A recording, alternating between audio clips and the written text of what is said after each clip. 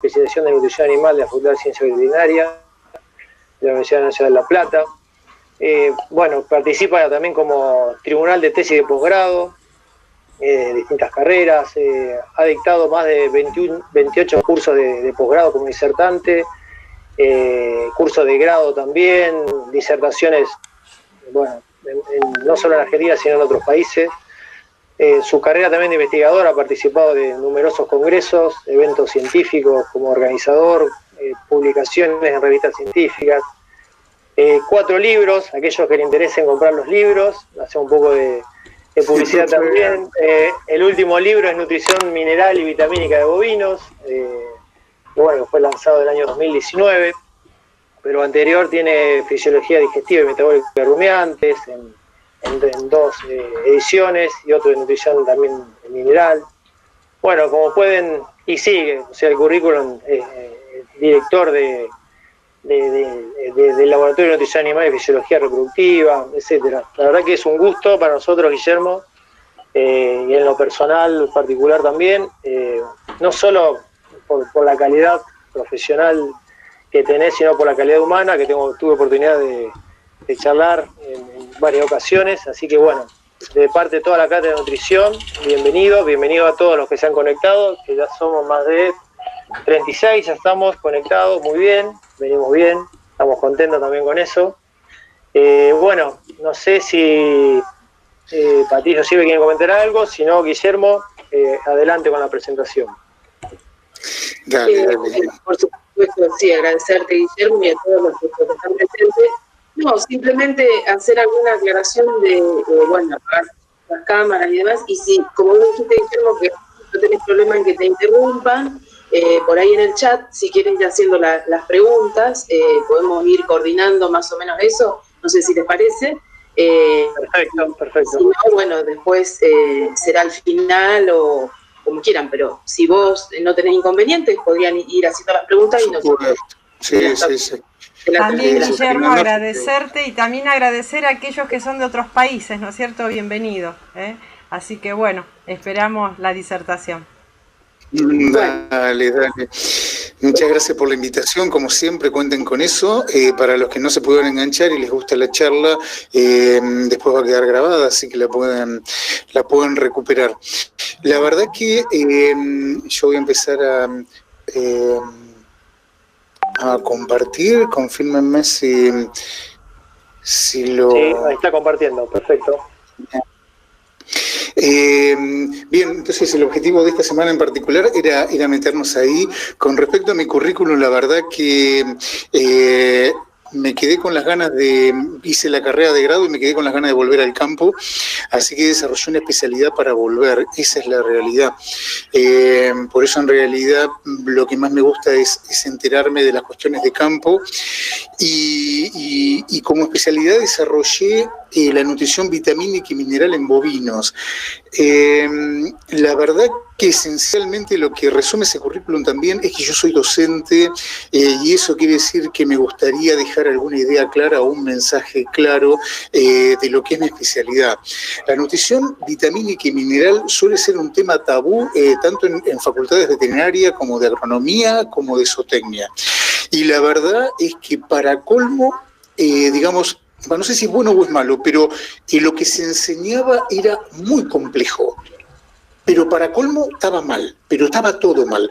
Así que al menos lo que yo recogí, por eso me tomé un trabajo muy grande de mucho tiempo de tratar de hacerlo realmente fácil y aplicado a la productividad. Así que a lo largo de la charla voy a tratar de irles contando qué es lo que para mí estaba mal y qué es el nuevo desafío. Creo que la visión más moderna de la nutrición es mucho más sencilla. Los objetivos de esta presentación va a ser que veamos qué son vitaminas y minerales, qué es la nutrición vitamínica y mineral, porque cuidado que nutrición es como un capítulo aparte y yo lo acepto como tal. Hay que ver qué riesgos tenemos, porque si no hay riesgos productivos, señores, acá no hay nada de qué hablar. Pero lamentablemente sí los hay y ahí tenemos que empezar a reconocer dónde está el problema, cuándo podemos llegar a tener un problema por una carencia mineral y es culpa nuestra porque no hicimos un buen diagnóstico. Por eso es importante el diagnóstico y también vamos a dejar reglas claras del control. La cantidad de vitaminas y de minerales que puede llegar a ser de importancia, que puede llegar a tener que ver con un libro de minerales, por ejemplo, son por lo menos 15 minerales y otro tanto de vitaminas. Así que cuando uno lee todo eso, termina quedando con una idea confusa. Vamos a tratar de dejar algunos conceptos un poquito más generales, pero creo que son más claros. Punto 1, ¿qué es la nutrición vitamínica mineral? Este esquema para mí es la diapo más importante de mis presentaciones. Lo que dice es que darle de comer a una vaca es llenar el triángulo que ustedes están viendo ahí. La base siempre es de energía y de proteína. Y no se sorprendan que cuando estudian nutrición prácticamente se la pasan prácticamente estudiando los aportes de fuentes energéticas y de fuente proteica. Y queda como un capítulo aparte de nutrición vitamínica mineral. El tema es que no la colocan sobre el anterior. Y ese es el punto exacto en que va. La nutrición vitamínica mineral lo que hace es complementar la dieta y ubíquense, digamos, desde el punto de vista geométrico. O sea, es la punta de la pirámide. Macrominerales, microminerales y vitaminas complementan la dieta. Entonces, todo lo que leen de requerimientos minerales, requerimientos vitamínicos, y no nos acordamos ni de las unidades, por favor, piénsenlo en sentido sencillo. Nosotros, cuando incorporamos genética, ampliamos este triángulo. Este triángulo fue cada vez más grande porque le dimos a los animales más potencialidad, entonces intentan incorporar más cantidad de vitaminas, digamos, de energía, de proteínas, y cuanto mayor es la base de la pirámide, ahí, digamos, de manera coordinada, de manera, digamos, consecuente, aumenta también el requerimiento de macro, microminerales y de vitaminas. Entonces, eso de que alguna vez se decía, arrancamos con lo que para mí estaba mal, eso de ver un animal que está medio jodido y meterle vitaminas y minerales para levantarlo es una locura, ¿queda claro? Normalmente los animales que están medio embromados lo que tienen es falta de energía o de proteína, no de ninguna vitamina y mineral, porque un animal que no tiene buen aporte energético proteico tiene un mínimo requerimiento mineral. Los requerimientos aumentan con la comida y ese es un cambio conceptual que tenemos que trabajar porque entiendo que es nuevo, al menos en algunos ambientes es nuevo. Y otra cosa es las consecuencias. Vos decís, bueno, entonces una carencia mineral, claro, depende del mineral. Si es cobre, es tal cosa, si es zinc, es tal otra, si es calcio, es tal otra. No, si entramos en esa, nos equivocamos. Fíjense, vitaminas y minerales complementan la dieta en relación directa al tamaño de la base de la pirámide. Lo que es grave es que cualquiera de los elementos que ustedes ven acá, en la punta de la pirámide, si faltan, pueden actuar como factor limitante. ¿Qué significa eso? Que una carencia mineral, por ejemplo, una carencia de micromineral, una muesca acá, esto que debería estar totalmente cubierto de naranja, aparece una muesca, una carencia, por ejemplo, de cobre. Lo que va a hacer antes de cualquier manifestación clínica es impedir, proyectar esa carencia y va a impedir que se aproveche todo lo que está acá abajo. En consecuencia, vamos a perder productividad. Esa es la consecuencia grave que tiene la carencia de un micromineral. La carencia de un macromineral provoca exactamente lo mismo. Se proyecta eso y hace que mucho de lo que estamos dando no funcione. Falta proteína, se proyecta la carencia proteica y mucha energía se dio al cohete, lo mismo los minerales. Falta energía, lo mismo, se proyecta la carencia. En consecuencia, un nutricionista lo que tiene que hacer es respetar la pirámide. Y en esta pirámide hay dos tipos de especialistas. Los llamados nutricionistas que andan corriendo a lo Rodolfo para todos lados, corriendo de un establecimiento al otro, normalmente trabajan hasta este punto. O sea, tratan deben lograr una dieta que cubra requerimientos energéticos y proteicos al menor costo posible. Está muy cara la harina de soja, bueno, probemos con burlanda. Está cara la burlanda, busquemos otra alternativa. Apareció frechillo en la zona, apareció semilla de maíz, semilla de algodón. Están dando vuelta con todo eso porque tienen que lograr cubrir el requerimiento energético proteico con el menor costo posible. Eso es un nutricionista. Pero la verdad es que de esa línea para arriba, en lo que es macro, microminerales y vitaminas, como existe el riesgo, acá en macrominerales, ahora lo vamos a ver, para eso nos juntamos hoy, cualquiera de ellos que falle hace un lío importante. Y no solo es cada uno de ellos, sino el equilibrio entre ellos.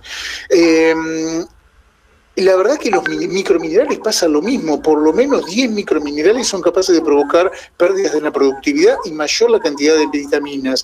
En consecuencia, normalmente quienes trabajamos en la punta de la pirámide, lo que necesitamos es cubrir la punta de esa pirámide, o sea, cuanto más comida, mayor serán los requerimientos, y evitar, como es muy difícil hacer el diagnóstico subclínico, que es el que precede al clínico, tenemos que evitar que actúe algo tan barato como una vitamina o un mineral, que actúe como factor limitante, porque cada vez que, que tenemos falla en la productividad, porque falla algún componente de acá y nosotros lo tapamos, lo que ganamos en productividad, la relación costo-beneficio es enorme, es enorme. Entonces los nutricionistas que hacen nutrición vitamínica mineral no se preocupan por el precio, por el costo, sino que se preocupan por el balance entre todos los macro, microminerales y vitaminas, y armamos un paquete tecnológico que se mete adentro de una bolsa para que ustedes lo agreguen como mezclas minerales de libre consumo,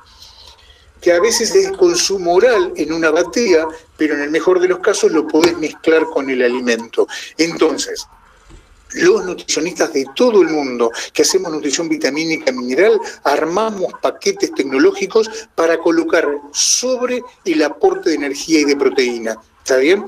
Y lo que tenemos que entender es que acá ya nombré 2 tipos de nutricionistas. Los que trabajan acá respetando el costo y los que trabajamos acá sin pensar en el costo. Por eso las mezclas vitamínicas minerales baratas normalmente juegan en contra de algún componente importante en este balance. Lo que sí, a lo que no escapamos, ni los que estamos en la punta de la pirámide, de lo que estamos acá abajo, es olvidarnos que esta pirámide flota en agua. Normalmente nos olvidamos del capítulo de agua, es muy importante. Una limitación en la cantidad y en la calidad del agua actúa limitando del mismo modo la pirámide, pero mucho más grave porque más de la mitad de la vaca es agua. En consecuencia, mucho cuidado, porque nuestro deber como asesores técnicos es lograr la expresión del potencial genético de los animales. Una de las patas es la nutrición, otra será la sanidad, otra será el manejo, pero en lo que respecta a nosotros, la palabra mágica, el santo grial, es el equilibrio entre los componentes. No es importante ni la harina de soja, ni la metionina, ni el cromo, ni la vitamina B12. Es importante el equilibrio. Y cada vez que alguno de los componentes de esta pirámide falla, deja sin aprovechar, corta un pedazo de esta pirámide y se pierde productividad. Bien, y ese es el concepto moderno de una enfermedad carencial. Antes las vitaminas y minerales la estudiaban los patólogos, pero descubrimos que antes de cualquier manifestación clínica se pierde productividad. En ese momento los patólogos perdieron trabajo y entramos los fisiólogos. Los fisiólogos lo que hacemos es ver cómo funciona el animal y tratar de lograr maximizar su potencialidad. Bien, hablemos de riesgos.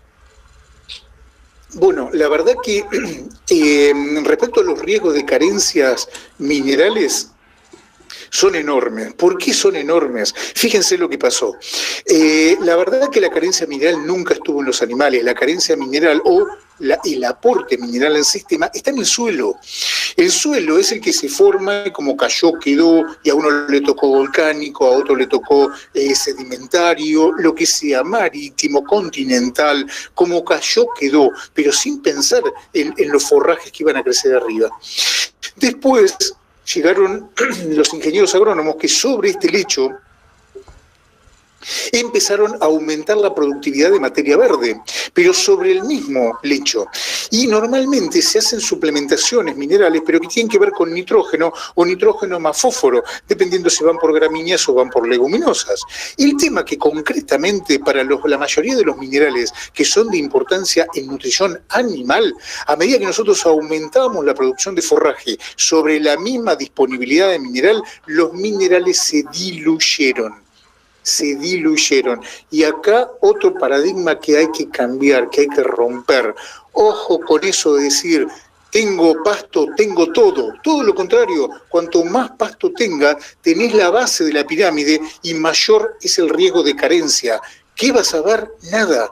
No vas a ver nada. Si no estás usando la balanza y si no estás midiendo, no vas a ver nada. Pero a mayor materia seca, mayor energía y mayor proteína, mayor el riesgo de no cubrir requerimientos vitamínicos minerales y perder productividad.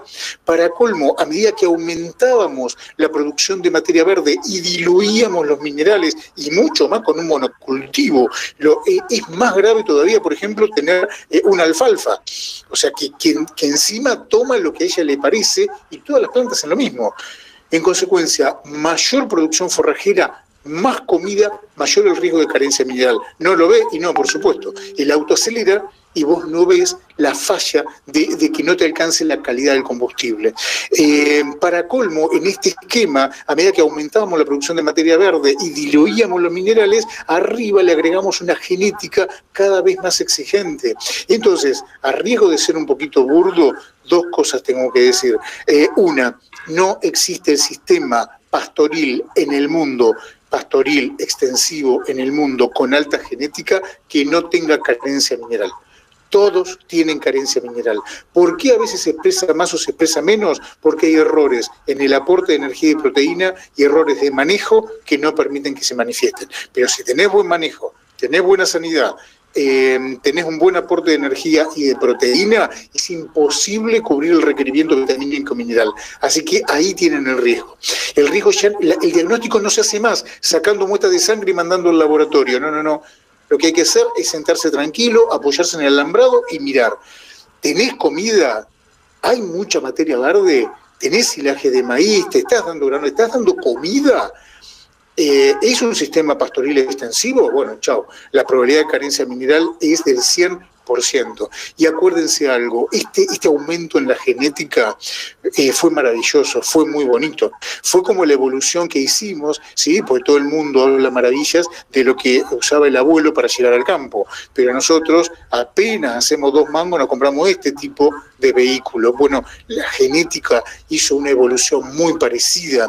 El tema es que el combustible y el lubricante que utilizaba el rastrojero no se puede meter en la Hilux. Del mismo modo, este individuo de alta genética requiere una calidad de insumos, llámese vitaminas y minerales, que si no se lo aportamos, ese animal se va a lastimar. O sea, cuando agregamos genética, por más que creamos que son razas más rústicas, es como agarrar esta Hilux, poner una toma de aire acá arriba, ponerle ruedas más gruesas, hacerla supuestamente, prepararla para el Dakar. En realidad, cuanto más la preparen, más fácil es que se rompa. ¿Está bien? Es más sensible, necesita un lubricante y un combustible de un animal, de un auto de competición. O sea, los riesgos de ruptura, de malfunción son mayores. Lo mismo pasa con la genética. Nos encanta la genética, la incorporamos en todo el país, bueno, ahora tenemos que empezar a respetar un poco qué es lo que le damos. Si a estos bichos le metemos energía y proteína, estos animales expresan el potencial genético y ahí te piden para expresarlo que le completen la punta de la pirámide. Y eso es lo que empezamos a charlar hoy, al menos la punta de esa pirámide. En la primera parte, ¿no? Lo que son los macrominerales. Y otra cuestión importante, si alguien cree que las carencias minerales son la manifestación clínica, están equivocados. Cuando yo arranqué hace 30 años mi tesis doctoral sobre la carencia de cobre, la deficiencia de cobre era una enfermedad que provocaba fractura, infertilidad, el pelo feo que cambiaba de color. nada, olvídense, no tenía nada que ver. En realidad, y estaba en zonas que tenían molibdeno, como los bajos meridionales de Santa Fe. Estaba todo mal, pero todo mal. Resulta que después de un tiempo de estudiar, descubrimos que eso eran pequeñas zonas que al menos manifestaban el problema.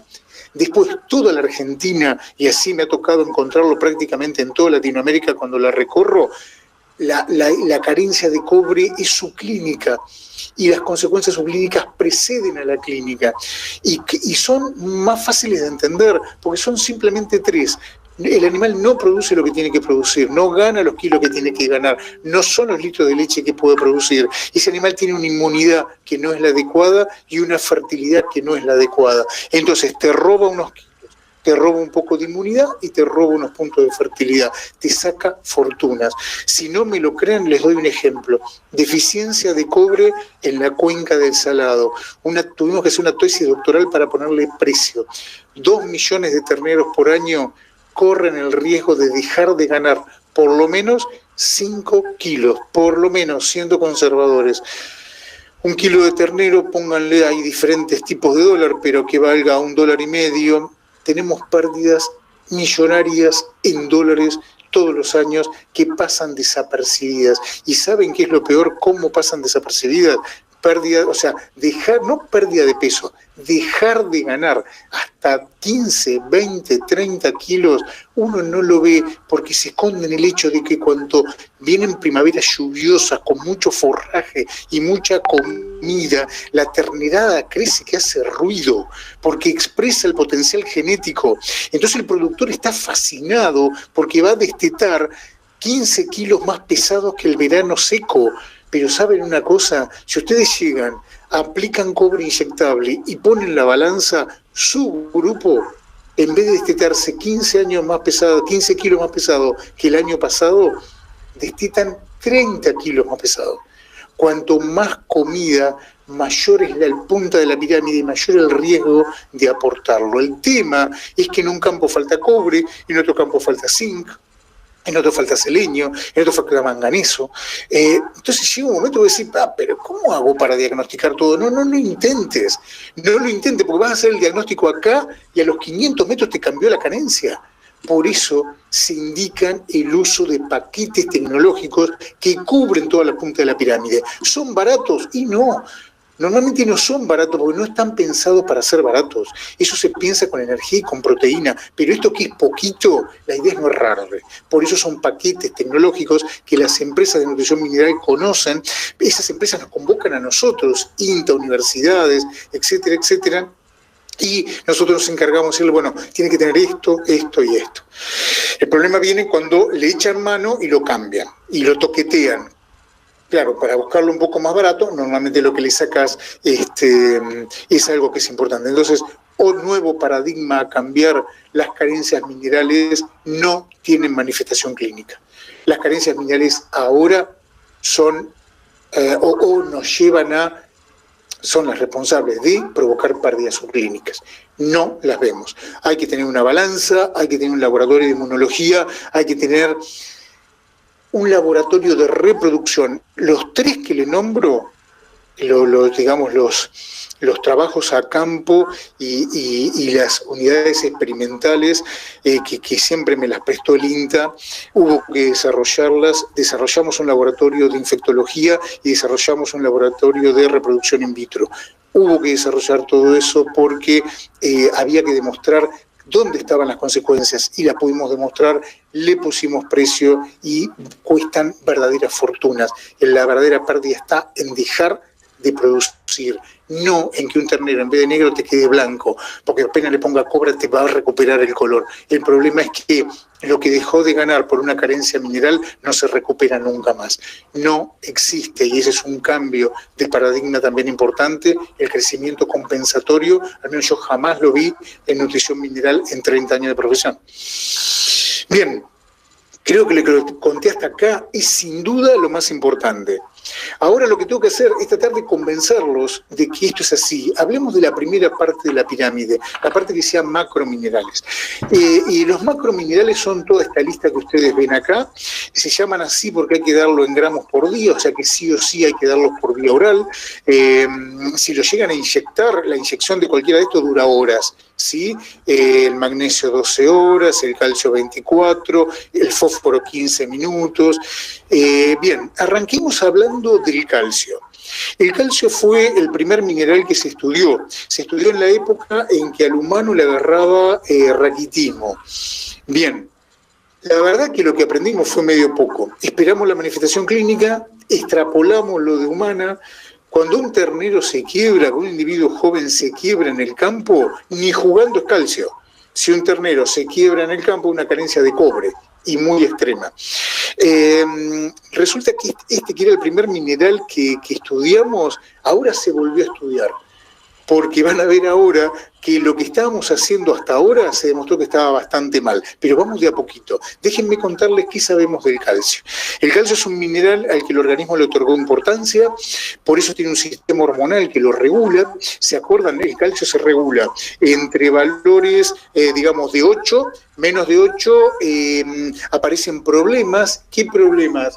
Y el corazón late poco, las arterias se cierran poco, el pezón se cierra poco, y hay riesgo de mastitis, los animales se caen, la vaca lechera se cae en el posparto. Bien, por arriba de 12, paro cardíaco en sístole y te mata la vaca. Por eso, ojo al inyectar calcio. Bien, para que no ocurra ni una cosa ni la otra, se armó un sistema hormonal por el cual cuando los valores de calcio descienden de 8 miligramos por decilitro, sale una alarma, se despierta una alarma, que es la liberación de la paratormona. La paratormona llega al riñón a activar vitamina D. La vitamina D, que ya había hecho una hidroxilación en el hígado, hace una segunda hidroxilación. O sea, la paratormona, que solo está en sangre cuando la calcemia bajó, esa paratormona va a activar vitamina D, genera una segunda hidroxilación en posición 1 y se libera la 1,25 de hidroxicolecalciferol, que es la vitamina D activa, es la que sale a remover calcio del hueso, donde hay kilos de calcio, y aumenta la absorción intestinal de calcio. Con lo cual, claramente se obtiene calcio, ese calcio va a parar al plasma, no debe superar los 12 miligramos, para que no lo haga cuando llegue a ese nivel, se libera calcitonina, la calcitonina bloquea la liberación de paratormona, desaparece el efecto que estábamos viendo, el calcio queda alto, pero ese calcio que está alto en sangre se empieza a perder, se escapa por orina, se escapa a glándula mamaria en una vaca lechera, y cuando llega a 8 se vuelve a reactivar el sistema. Bueno, evidentemente un sistema que funciona tan bien no podría fallar. Sin embargo, sí falla. Un ejemplo práctico de falla es la vaca lechera al momento del parto. La vaca lechera al momento del parto sufre una hipocalcemia que se manifiesta con una vaca que se cae. Aparece lo que se llama paresia puerperal. Bien, ¿y por qué si hay un sistema hormonal tan bueno falla? El problema es que nosotros mantenemos a la vaca durante la gestación en un balance positivo de calcio. Entonces, normalmente la vaca gesta con niveles de calcio alrededor de 12. Al momento del parto se carga la glándula mamaria con calostro, el calcio se viene al piso, se libera paratormona. Esa activación de la vitamina D, de la paratormona activando vitamina D, lleva nada, segundos, minutos. El tema es que la vitamina D es una vitamina liposoluble. Y como una verdadera hormona liposoluble se tiene que meter en el núcleo de las células, hacer transcripción génica, tiene que activar osteoclastos en el hueso para remover hueso, tiene que desarrollar, sintetizar receptores de calcio, transportadores de calcio para aumentar la absorción intestinal. Bueno, eso, señores, lleva por lo menos un día, de 24 a 72 horas. Por eso la vaca lechera se cae en las 24 a 72 horas posparto y no en el pico de lactancia, cuando la pérdida de calcio es brutal, mucho mayor que al parto. ¿Por qué no se cae ahí la vaca? No, porque ella se acomodó. Entonces el problema de la hipocalcemia al parto en la vaca lechera se da porque la hacemos gestar en balance positivo de calcio, al parto hay un balance negativo de calcio, y la vaca se toma 24 a 72 horas para actuar. O sea, el origen del problema está en pasar de un requerimiento de 5 gramos netos, no en dieta, sino netos en sangre en la gestación, a 25 al inicio de lactancia. La verdad que no importa la dieta que quieran fabricar, yo fabriqué millones, no hay modo. Cuando vos te armás una dieta preparto en vaca lechera, te pasás de 40 gramos por día,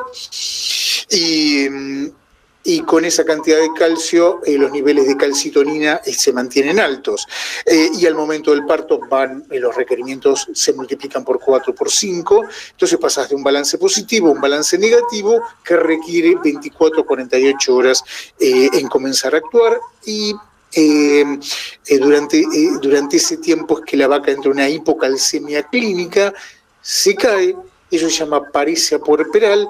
Y es grave. ¿Por qué es grave? Porque un parto en cualquier mamífero es un problema. Aparecen riesgos de mastitis y riesgos de fertilidad. Sobre todo, ¿por qué riesgo de fertilidad? Y porque la verdad que acaba de parir, un animal acaba de parir, le queda un útero abierto al exterior con materia orgánica adentro, por eso es muy importante que la placenta se desprenda rápidamente, porque si no, digamos, adentro del útero quedan, 5 o 6 kilos de materia orgánica, llamando a todas las bacterias del universo para que entren a provocar una terrible infección. El tema es que cuando hay paresia puerperal, o sea, cuando hay hipocalcemia y la vaca se cae, aparece más cantidad de mastitis. Y cuando uno pensaba, ¿por qué más mastitis? Claro, porque el pezón depende de calcio, de músculo liso, el músculo liso del esfínter del pezón depende de calcio para cerrarse. Si no hay calcio no se cierra, entonces las bacterias entran más fácil, amén de que la vaca se apoyó sobre la teta cuando se cayó, ¿verdad? Pero además suele haber retención placentaria. Al hablar retención placentaria, normalmente hay metritis, endometritis, y se complica todo lo que es fertilidad, porque a partir de la retención placentaria aumentan todas estas infecciones uterinas, también la incidencia de quistes ováricos, y todo lo que representa fertilidad empieza a estar comprometido. Bien, ¿estamos entendiendo qué pasó? ¿Estamos entendiendo en serio qué pasó? ¿Por qué hay retención placentaria? ¿Por qué hay mastitis? Si yo les hago esta pregunta y los obligo a pensar por qué hay retención placentaria, estoy seguro que la mayoría de ustedes me dicen falta calcio. Entonces no se puede contraer el útero y entonces no puede expulsar la placenta. La mayoría de nosotros vio un parto. La pregunta que corresponde hacer es, ¿la vaca escupe la placenta? ¿En serio la vaca quiere contraer la placenta como para escupirla?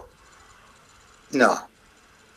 La deficiencia de calcio no provoca, la retención placentaria no ocurre por la falta de calcio porque está inhibida la contracción.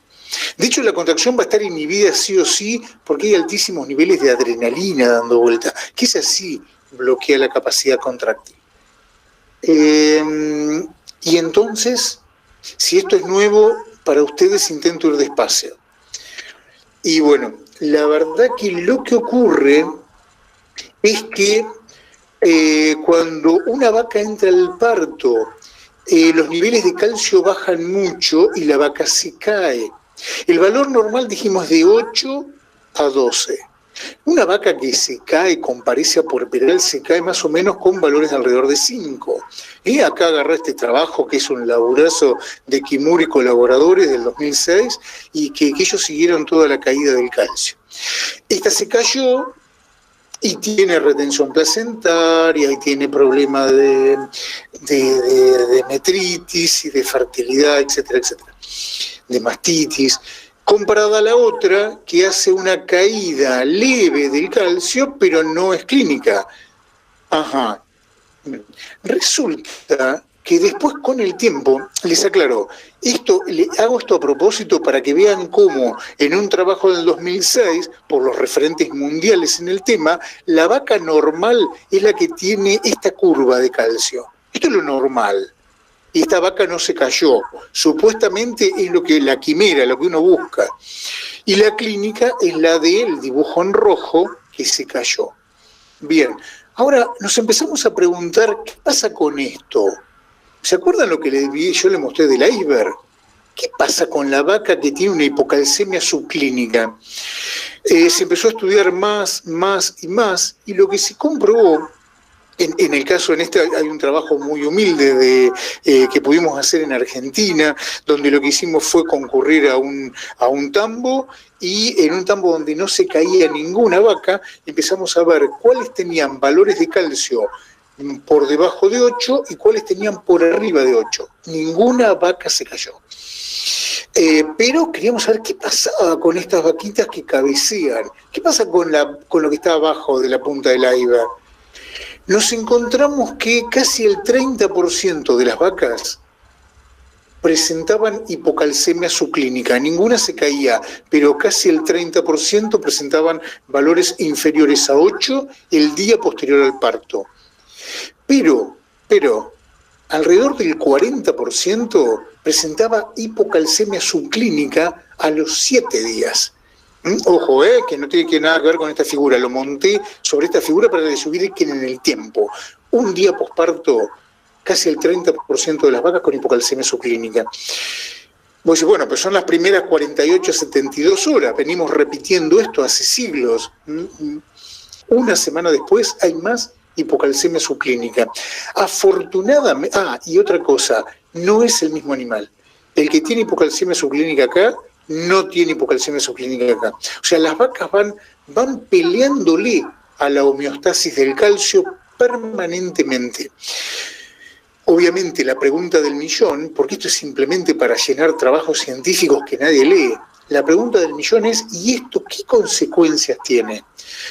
Las que tienen hipocalcemia al día 7 no se asociaron con ningún problema en la vaca, pero este 30% de animales que tuvieron hipocalcemia subclínica, miren si estará de moda el tema, que fue la primera publicación que yo logré meter en el Journal Dairy Science, que está lleno de trabajos de calcio, que fue el primer mineral que se estudió.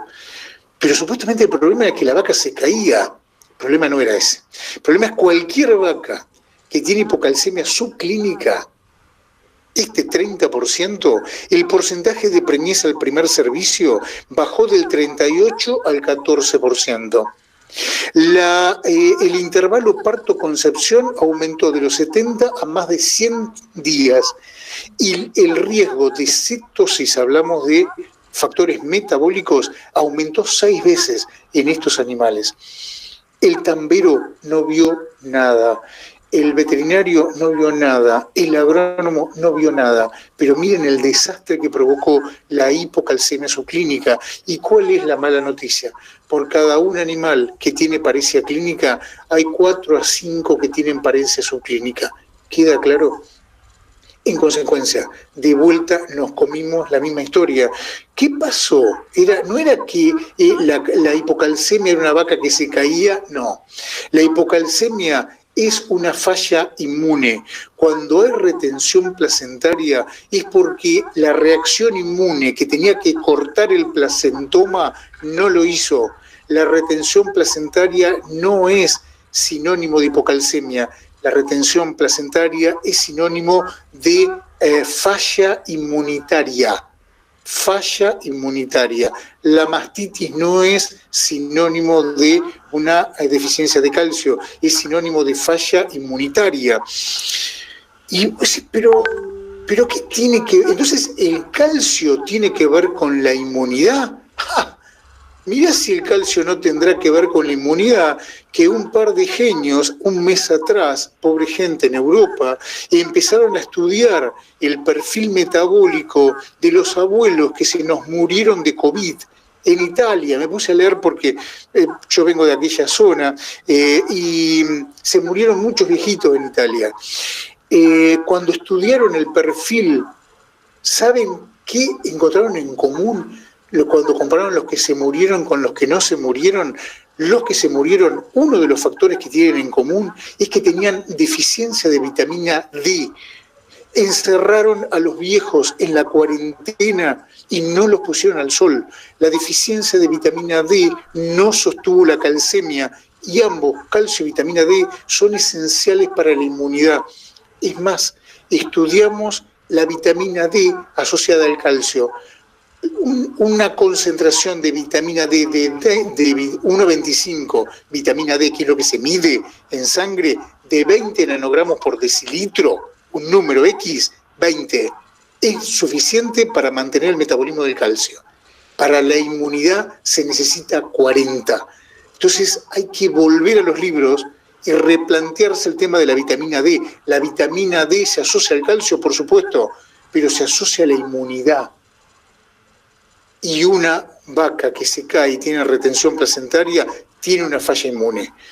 ¿Y cómo se asocia la hipocalcemia con la inmunidad? La verdad que todo está en los trabajos científicos. Digamos, ese placentoma que hay que cortar para que se desprenda tiene que ver con la llegada de neutrófilos que fagocitan esa materia orgánica lleno de bacterias y en un proceso inflamatorio llegan, fagocitan y se van comiendo los pedazos de tejido. Acá tienen un neutrófilo con bacterias o restos de tejidos, y esta dinamita que usan para matarlos es una fábrica local de radicales libres. Esa fábrica de radicales libres no se activa si no hay calcio. Este trabajo de uno de los grupos más importantes del mundo, comandado por un brasilero que es el doctor Santos en Florida, en el 2014 demostró cómo la capacidad fagocítica y la capacidad lítica de los neutrófilos, la primera línea de defensa, está disminuida en el calcio. Se necesita calcio para provocar la explosión respiratoria, que es la que provoca, digamos, la capacidad lítica, determina la capacidad lítica de nuestras células blanco, no estas células blancas, digamos. Las células blancas de ataque son neutrófilos, linfocitos NK, macrófagos. Pero los que están, digamos, coordinando la respuesta inmune son monocitos. Esas células mononucleares también se atontan con falta de calcio, pierden calcio en su retículo sarcoplásmico, las reservas, y recuperan ese calcio cuando uno las inyecta con calcio. Entonces, lo que tenemos, el calcio disminuye en las células mononucleares también. Entonces, todo esto en conjunto lo que demuestra es que todo el sistema inmune no logra funcionar si no tiene niveles adecuados de calcio en el medio interno. Y además requiere vitamina D, no solo para la calcemia, sino es una vitamina liposoluble que estimula el sistema inmune. Entonces, hay que repensar la deficiencia de calcio y la deficiencia de vitamina D. Lo que estamos viendo en ese animal que se cae es una inmunosupresión. Y lo que tenemos que saber es que cada un animal que se cae, hay 5 animales que tienen hipocalcemia subclínica, con todos los riesgos productivos, metabólicos, inmunes y finalmente reproductivos que hablamos recién. Bien, todo esto que nombré es cierto en el origen. Pero el desequilibrio es propio de la vaca de leche, no se da en la vaca de cría. Sin embargo, la clínica manda, en rodeos de cría uno va al campo y encuentra animales que están a punto de parir no pueden parir, hacen partos lánguidos, el ternero es chiquito. Dice, ¿por qué no termina de parir? Uno les comienza a colocar calcio y el animal responde. Todo lo que depende de un colmillo se activa, eructa, defeca y termina de parir. Ese es mi diagnóstico clínico de hipocalcemia. Sí, pero ¿sabés qué? El requerimiento de calcio en gestación y en lactancia en vaca de cría es el mismo. O sea que lo que hablamos antes de requerimientos diferentes, acá no se da en cría, pero sí se da la hipocalcemia. ¿Por qué? ¿Quién está provocando este problema? El malo de la película se llama magnesio. O sea, la hipocalcemia en cría no es primaria, es secundaria al magnesio. ¿Y por qué les meto el magnesio acá? Porque los estoy distrayendo, los estoy llenando de datos que lo único que quiero hacer es reforzar el concepto de paquete tecnológico. ¿Era importante el calcio? Sí, pero el calcio, cuando podría laburar bien, resulta que lo pone en jaque el magnesio. Y el magnesio, ¿es fácil que digamos, perder la homeostasis del magnesio? Y sí, porque el magnesio no tiene un sistema hormonal. La vaca tiene kilos de magnesio adentro, pero está en el hueso o adentro del tejido y no lo ceden. No hay un sistema hormonal. Y para colmo, para que se dé una idea cómo funciona el magnesio entra por boca y se pierde por materia fecal lo que no se absorbe. ¿Cuánto se pierde por materia fecal? Más del 90%. La absorción, para colmo, no solo es baja, en promedio menos del 10%, sino que ocurre en el rumen. El magnesio que se absorbe mantiene una magnesemia normal. Esta es la magnesemia normal. Este es el número que ustedes ven en el análisis de sangre. Pero ojo, que en toda la vaca, cuando uno calcula los litros de plasma que tiene la vaca, hay menos de 1 gramo, poquito más de medio gramo. Con ese medio gramo, si logramos que haya de más, por ejemplo, inyectando magnesio, lo que damos de más se pierde por orina. Todos los días un feto se lleva ese medio gramo. En leche, en 5 litros de leche se van ese medio gramo. Entonces, estamos viendo que el magnesio, si no tenés un sistema hormonal y los tejidos no te dan magnesio, estás obligado a que el magnesio entre todos los días por boca y sea absorbido.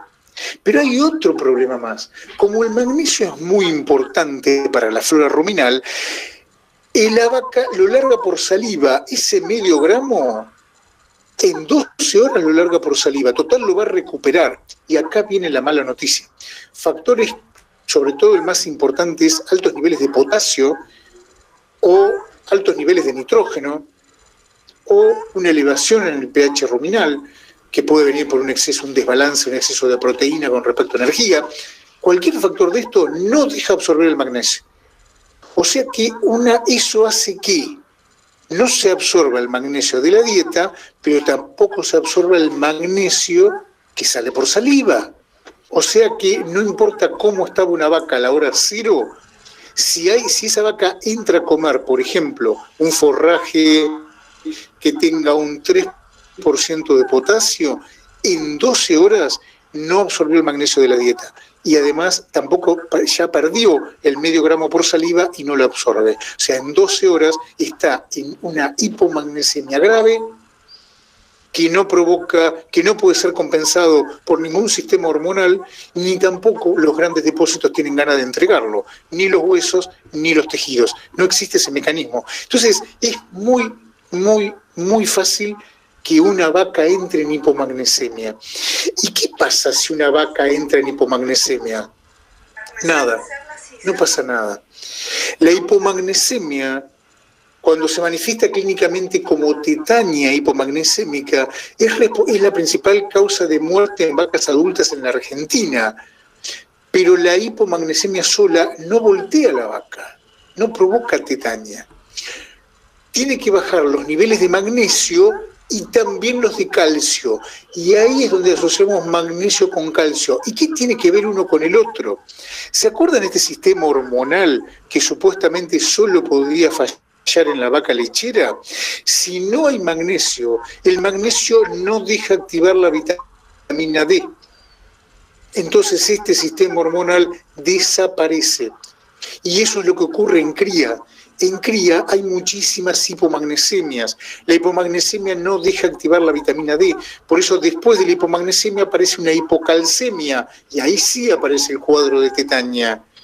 Pero si no llega a ser tan grave como para provocar una tetania hipomagnesémica, de manera subclínica te provoca un parto lánguido. ¿Por qué? Y porque cayó la calcemia. La culpa es que el magnesio no alcanza. No, a veces el pasto tiene niveles normales de magnesio, pero tenés, por ejemplo, altos niveles de potasio que no dejan absorber el magnesio. De hecho, después el magnesio es el que interviene con el calcio. Ahora, fíjense qué loco que es, ¿no? Es el exceso de potasio el que no deja absorber el magnesio, y el magnesio es el que no deja funcionar al calcio. Pero en lechería, el responsable de provocar alcalosis metabólica e hipocalcemia al momento del parto también es el exceso de potasio. Es como el malo de la película al parto en vaca lechera y en vaca de cría. Si a esta altura los tengo un poquito cansados y un poquito confundidos, es a propósito y no es de mala onda. Lo que quiero que empiecen a ver es cómo están coordinados las carencias entre sí. Entonces, para no tener despelote, quiero que buscamos cuál es la idea, el paquete tecnológico. Si vos decís, ¿yo cómo hago para acordarme todo esto? Y miren, traten de no acordárselo. No se lo acuerden porque si van a aprender todo esto a mí me dejan sin trabajo. Y además, porque la idea es que lo resuelvan con paquetes tecnológicos que cubran todos estos problemas. Es más, este problema no solo puede venir por magnesio o por potasio, puede venir por exceso de fósforo. El exceso de fósforo provoca lo mismo que la carencia de magnesio, no deja activar vitamina D. Cuidado con el uso de grano de maíz en gran cantidad. Ojo, vaca lechera, cuidado porque el exceso de fósforo arriba de 60 gramos bloquea la activación de vitamina D, aparece deficiencia inmunitaria y todas las consecuencias de la hipocalcemia porque no hay vitamina D. Y además, si decimos, bueno, pero entonces calcio, fósforo y magnesio están totalmente relacionados, ¿sí? Y no solo están relacionados, sino que ahora la principal herramienta que tenemos para evitar la vaca caída es jugar con los iones fuertes. Sodio, potasio, por un lado como cationes, que se nos absorban menos que el cloro y el azufre como aniones. Por eso jugamos con la diferencia catiónica-aniónica de la dieta. Si es muy positiva porque hay exceso de potasio, hay que meter sales aniónicas para que el cloro o el azufre tengan más cantidad en el medio interno que sodio o potasio. Por eso aplicamos sales aniónicas, porque con sales aniónicas provocamos acidosis metabólica, y si la vaca lechera llega al parto en acidosis metabólica, se cae menos. La vitamina D funciona mejor. La inmunidad no cae tanto. Por eso se utiliza tanto como herramienta terapéutica la sal aniónica, que es una sal donde se absorbe más el anión, cloro o azufre, que el catión. Es una pelea contra el gran catión que es el potasio de la comida o, cuidado, el sodio del agua de bebida. Por eso, no utilizar forrajes preparto con mucho potasio, no usar forraje, usar silaje de maíz, usar algo que no tenga potasio, no se pasen del 2% y evalúen el agua de bebida, que tenga la menor cantidad de sodio posible. Bien.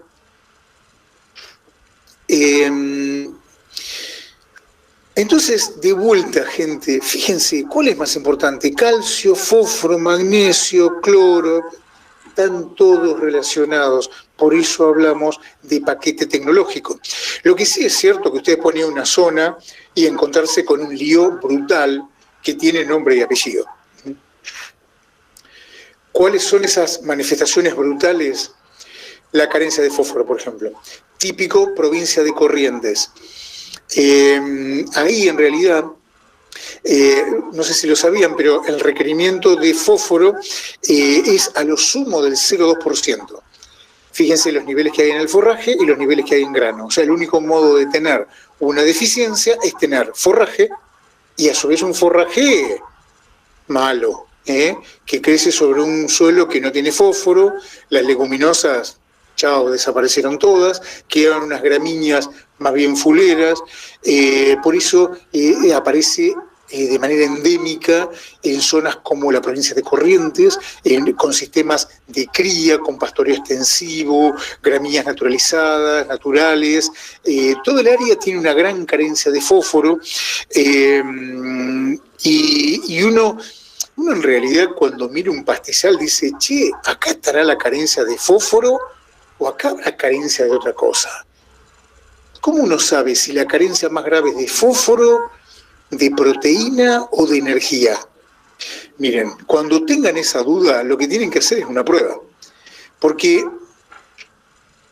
un error típico de los nutricionistas es que nosotros como tales a veces intuimos, por ejemplo, una carencia de nitrógeno y lo aplicamos. Pero nosotros solo vamos a tener resultados si le estamos pegando en el gajo más roto, en el factor limitante.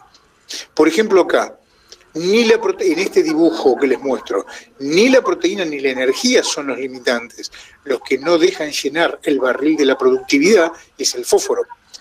Entonces uno se pregunta, ¿qué pasa si el fósforo fuera limitante? O sea, si es cierto que la comida es mala, pero si nosotros agregando fósforo mejoráramos el aprovechamiento de este pasto, porque para colmo el fósforo no solo es un nutriente para la vaca, es un nutriente aún más esencial para la flora ruminal, que es la que procesa el alimento. Entonces, ¿qué pasa si uno no da nitrógeno, no da energía y da fósforo?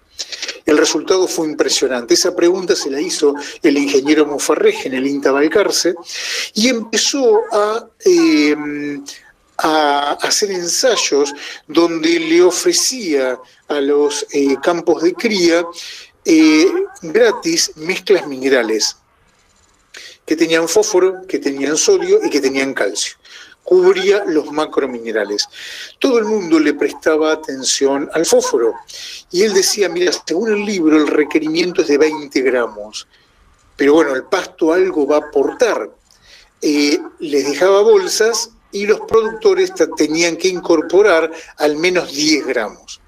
La verdad es que 20 gramos solamente uno dio, 10 gramos solamente uno dio, y los demás por vago, por cuestiones de manejo, porque no podían, porque no llegaban, empezaron a dar menos.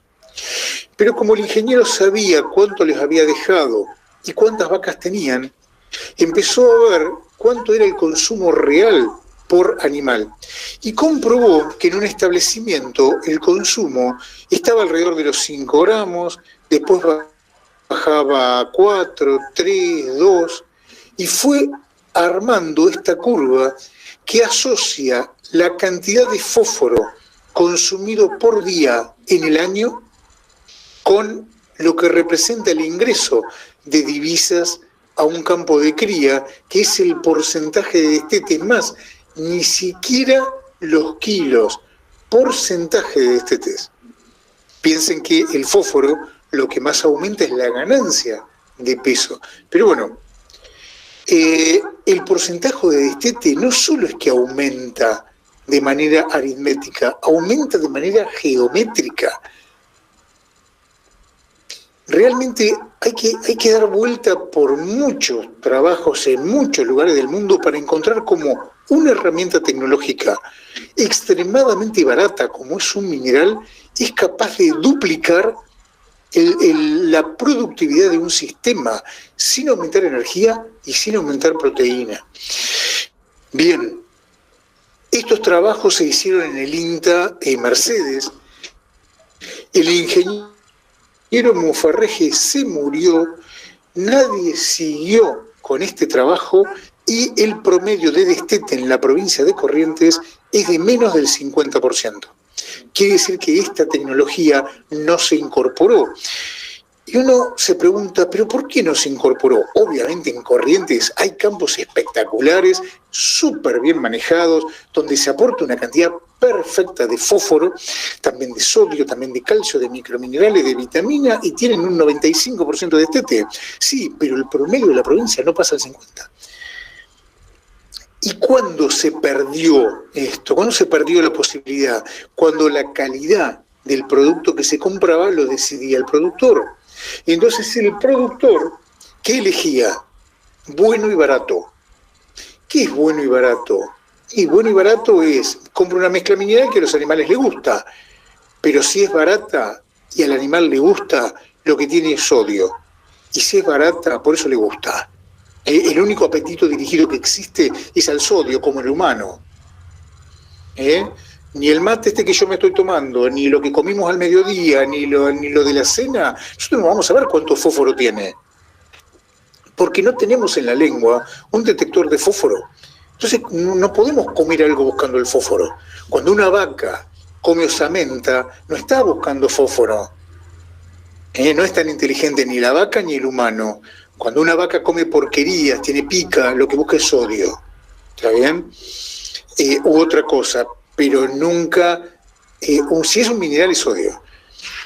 Bien, entonces, las mezclas buena y barata resultan que las arman tipos inescrupulosos que lo que hacen es mezclar conchilla con sal y te venden eso. Claro, es barato, a la vaca se desespera por comer porque le falta sodio, pero no tiene fósforo.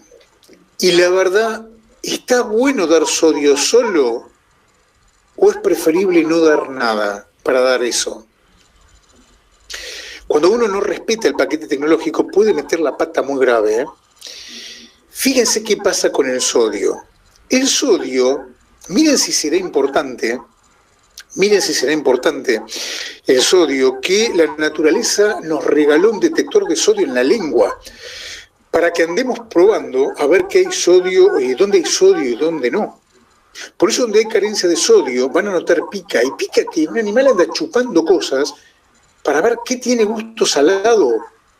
Chupa la compañera, el sudor de la compañera. Por eso a veces cuando uno ve un animal lamido, piensa que es piojo, porque le pica y se lame. Y en realidad es una compañera que le está lamiendo el sudor, o lame orina, o lame tierra, o lo que sea. Pero ¿por qué la desesperación de lamer, de incorporar sodio? Porque el organismo lo que está regulando es el componente más importante de la vaca, que es el agua. Más de la mitad de la vaca es agua. Y la naturaleza propia de la vaca, del humano, de la jirafa, de cualquiera, es conservar el agua. Pero nunca la naturaleza logró armar un detector de agua. Como no logró armar un detector de agua, armó un detector de presión osmótica. La presión osmótica es la relación que hay entre cloruro de sodio y agua. El organismo sabe que por litro de agua tiene que tener 9 gramos de cloruro de sodio. Dicho de manera mecánica, 300 milimoles de cloruro de sodio, que son 9 gramos de sal, 9 gramitos de sal en litro de agua. ¿Qué pasa si nosotros, por ejemplo, incorporamos cloruro de sodio? O sea, termina esta charla y nos comemos una picada. Papa frita, unos maníes, cargados de sodio, de cloruro de sodio. Obviamente, en vez de tener 9 gramos por litro, nuestra sangre pasa a tener 12 gramos por litro. ¿Cómo compensamos? Nos tomamos una cerveza. ¿Está bien? Entonces después, con mucho cloruro de sodio y mucha agua, una vez que la relación sea de 9:1, 9 gramos por litro de agua, queda todo balanceado. El exceso de líquido se va por orina. De ahí el concepto de que la cerveza es diurética. Pero ¿qué pasa si hay carencia de sodio? ¿Cómo ocurre en los mismos lugares donde hay carencia de fósforo? Donde hay carencia de fósforo y los animales se desesperan por comer, lo que busca es sodio. Cuando hay carencia de sodio, lo que ocurre es terrible. Como no hay sodio, en vez de 9 gramos por litro, hay 7 gramos por litro. ¿Cómo compensa el animal? Pierde agua. Nuestras vacas tienen hipovolemia, baja pocos litros de sangre.